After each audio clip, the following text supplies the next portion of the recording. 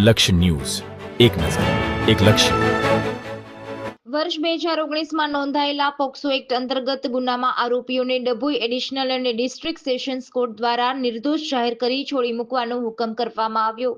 મળતી માહિતી પ્રમાણે ડભોઈ પોલીસ સ્ટેશન વિસ્તારમાં વર્ષ 2019 પોક્સો એક્ટ અંતર્ગત નોંધાયેલ ગુના સંદર્ભે Dabhoi additional district and sessions કોર્ટમાં કેસ ચાલ્યો હતો, જેમાં સગીર વયની યુવતી ઉપર બળાત્કાર ગુજાર્યો હોવાના આરોપ સાથે ડભોઈ કોર્ટમાં કેસ ચાલી જતા આજે કોર્ટમાં એડિશનલ ડિસ્ટ્રિક્ટ એન્ડ સેશન્સ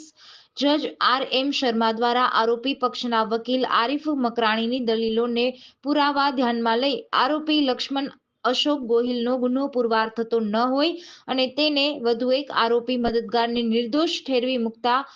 છોડી મૂકવાનો હુકમ કરવામાં આવ્યો છે. રિપોર્ટર નિરંજન ચૌહાણ, ડભોઈ. એક્ટ હેઠળના ગુના સંબંધિત કેટલાક આરોપીઓ પર જે કાયદો છે તે કાયદા મુજબ કે 18 વર્ષથી ઓછી ઉંમરની સ્ત્રી હોય અને તેની સાથે લવ અફેર હોય તેમજ તેને બગાડી જવાનો ચાર્જ હોય તો તેવા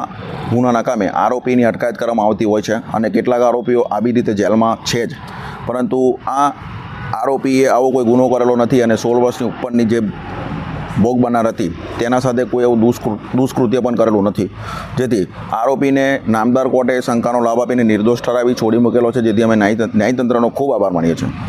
રોજ ડભોઈ પોલીસ સ્ટેશનમાં એક ગુનો રજીસ્ટર કરવામાં આવેલો અને તે ગુનો રજીસ્ટર કરવામાં આવતા તે ગુના બાબતે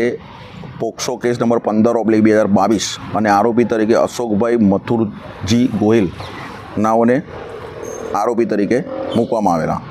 આરોપીનું નામ લક્ષ્મણભાઈ અશોકભાઈ ગોહિલ અને તેઓના પર પોક્સો એક્ટની કલમ 4(5)L 6 તેમજ 17 તેમજ 363, 366 અને 376 3 મુજબનો ચાર્જ લગાવવામાં આવેલો. તે ગુનાના કામે મહેરબાન ડભોઈના ડિસ્ટ્રિક્ટ એન્ડ સેશન જજ સાહેબની કોર્ટમાં આ ગુનાનો ટ્રાયલ ચાલેલો. આ ગુનાનો ટ્રાયલ 3 વર્ષ સુધી ચાલતા આ ગુનાના ટ્રાયલ બાબતે મારી નિમણૂક તાલુકા લીગલ સર્વિસ ઓથોરિટી તેમજ ડિસ્ટ્રિક્ટ લીગલ સર્વિસ ઓથોરિટી તરફથી કરવામાં આવેલી અને આ ગુના અંગેનો ટ્રાયલ હું ચલાવેલો